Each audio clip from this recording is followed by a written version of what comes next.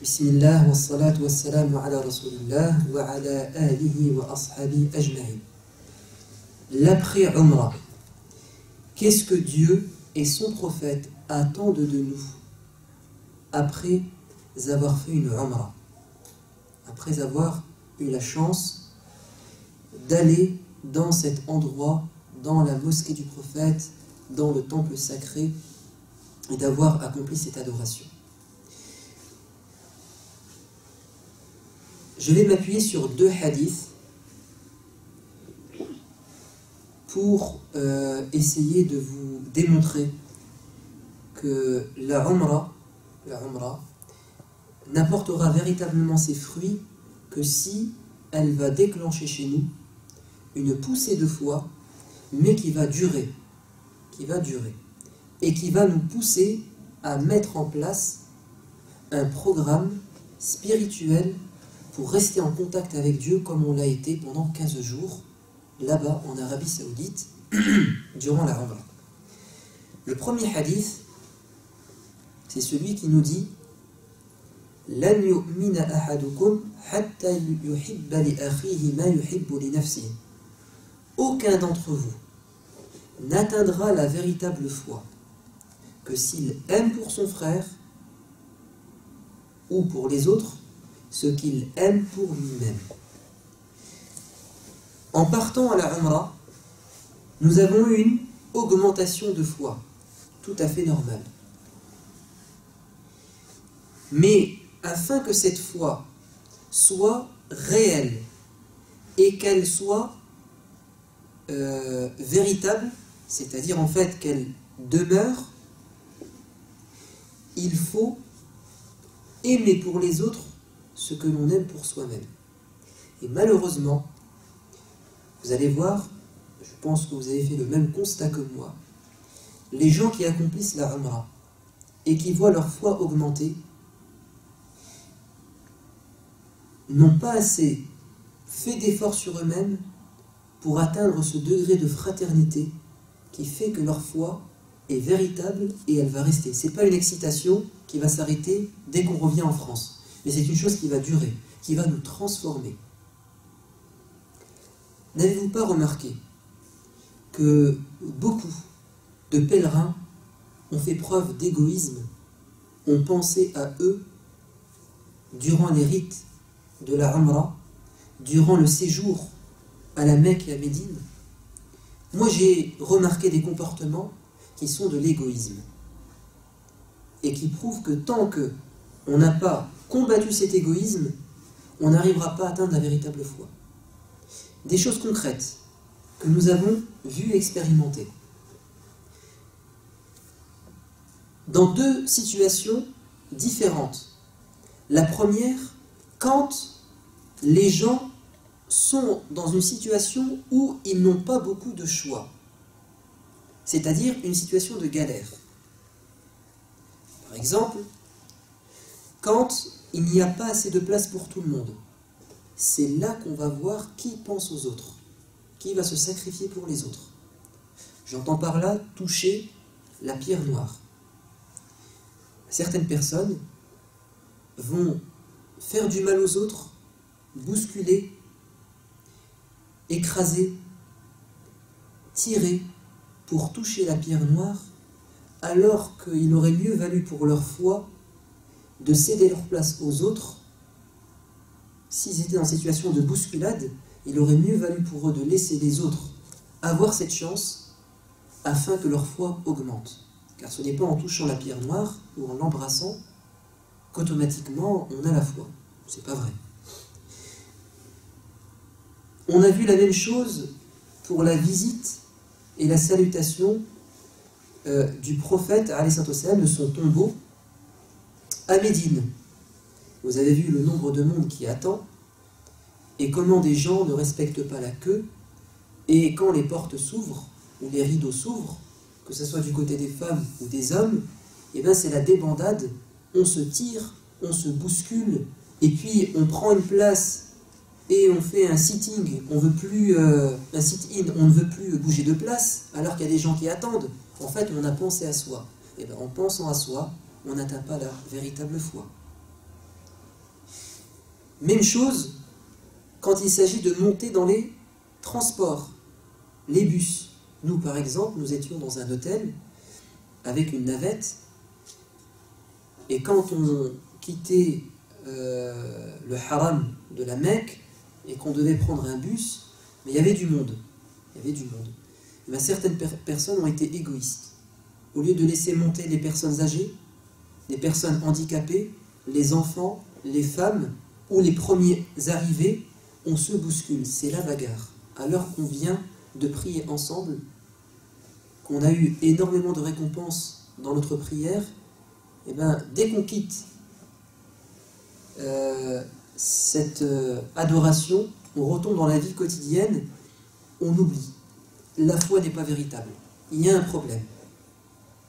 Même chose dans le restaurant ou dans les fast-food, quand il s'agit de manger.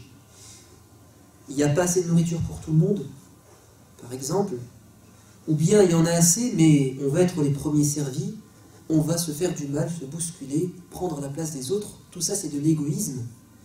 Ça ne peut pas nous donner une foi véritable. Également les commerçants. Comme ils savent qu'il y a beaucoup de concurrents, ils veulent attirer les clients et ils vont penser qu'à eux, quitte à accuser les autres de certaines choses, ou à mentir, ou à arnaquer, ou etc., etc. Tout ça, ce sont des comportements égoïstes, on ne peut pas atteindre la véritable foi. Donc, si on veut véritablement tirer profit de la Umrah, il faut changer cette mauvaise habitude d'être égoïste, de penser qu'à soi.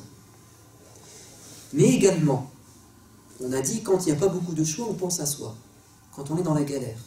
Mais aussi, bizarrement, quand il y a beaucoup de choix, il y a de l'abondance, on a tendance à penser qu'à soi. Par exemple, dans le restaurant, dans les hôtels, hein, ceux qui ont eu des hôtels avec un petit déjeuner offert ou un dîner, alors on a énormément de nourriture, donc beaucoup de choix. Au lieu de penser aux autres, qu'est-ce qu'on fait? On remplit l'assiette. Par exemple, j'ai vu parfois c'est ce genre de scène, donc c'est la première fournée de petits pains de croissant, il en reste 2, 3, il y a une queue, hein, et la personne, elle est là, elle en prend 3. Et pourquoi tu n'en prends pas qu'un seul, et tu laisses les 2 autres pour le reste? Mais tu n'as pensé qu'à toi. C'est pas bien. C'est pas bien, c'est un manque de foi. Ou bien dans les chambres. Dans les chambres, vous avez de l'eau en abondance. Pas de limite. L'électricité, c'est pareil. Ben, vous avez des gens qui n'hésitent pas à laisser les lumières ouvertes parce qu'ils considèrent que c'est pas eux qui vont payer, ou ils ont déjà payé.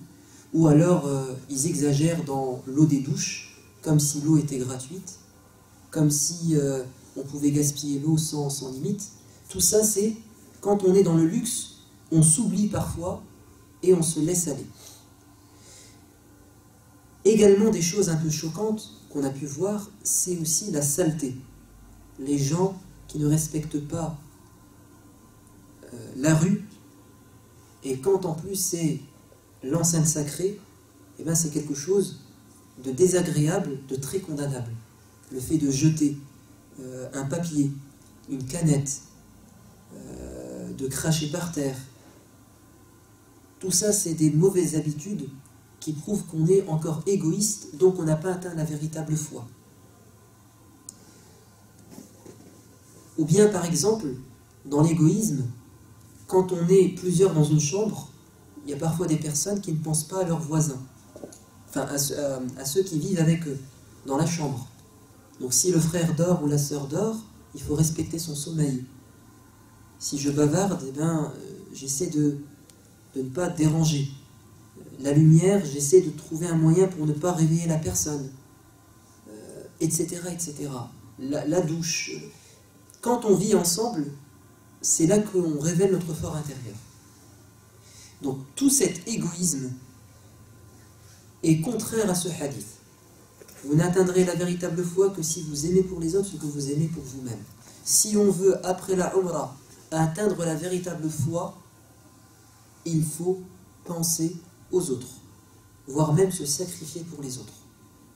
Ça, c'est une leçon qu'il faut tirer de la Umrah et de ce qu'on a pu voir et qui nous a choqués. Il y a aussi autre chose. Et maintenant, je vais vous citer un deuxième hadith.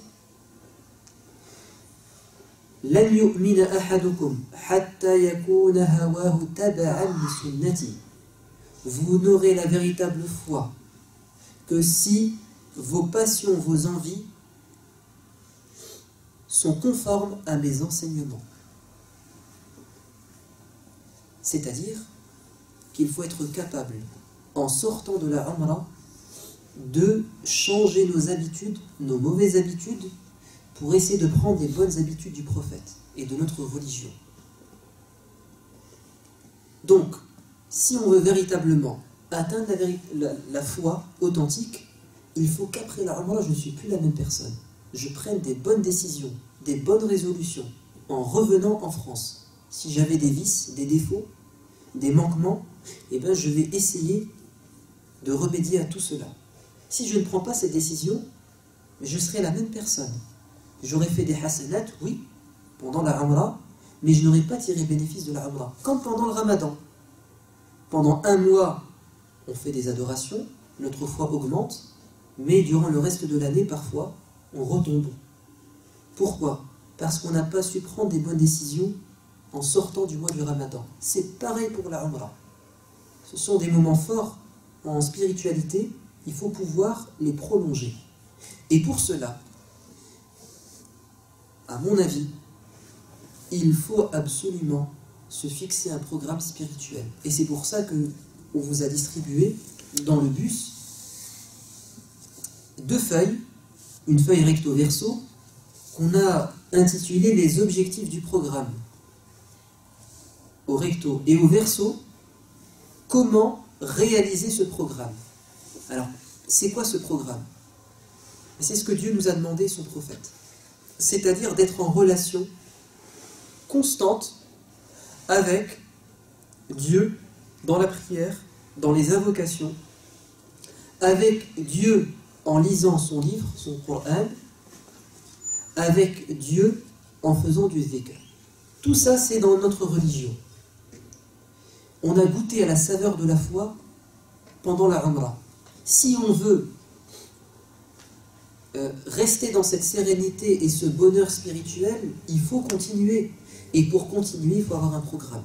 C'est-à-dire se fixer des objectifs. Par exemple,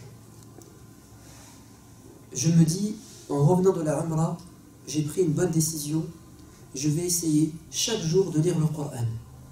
Combien? Ce que tu veux. À toi de choisir la quantité. Le tout, c'est que tu sois en contact avec le Coran chaque jour. Ça peut être un verset, 2 versets, 3, une page, 2 pages, à toi de voir. Le tout, c'est que tu sois endurant, que ça dure. Parce que notre prophète bien-aimé, les actions, les œuvres qu'il aimait le plus, qui lui étaient préférables, c'était celles qui duraient, même si elles étaient minimes. Celles qui duraient dans le temps, même si elles sont minimes. Ou alors, autre chose, je prends comme décision de, par exemple, chaque semaine, d'aller à la mosquée, comme je l'ai fait pendant 15 jours, de prier certaines prières à la mosquée. Je ne délaisse pas ce que j'ai fait pendant 15 jours. J'essaie de le prolonger, mais à un rythme différent, évidemment. Je ne peux pas faire tout ce que j'ai fait pendant la Umrah, mais j'essaie de le répéter comme je peux. Et ainsi de suite avec tout. Et vous avez,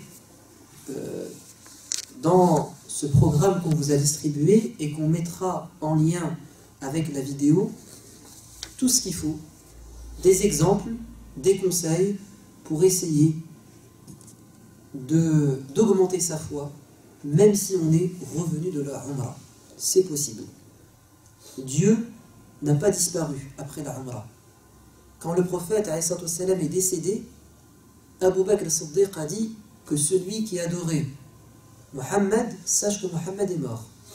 que celui qui adorait Allah, sache qu'Allah est toujours vivant, il est toujours là. Donc nous, on n'adore pas la Kaaba en tant que telle, ni la pierre noire, ni le tombeau du prophète, ni Médine, ni la Mecque. On adore Dieu. Et Dieu, il est toujours là. Il est toujours là. Que tu sois en France ou en Arabie Saoudite, en Umrah ou dans ta vie quotidienne, Allah, il est toujours là. Il peut être très proche. À toi de cheminer vers lui.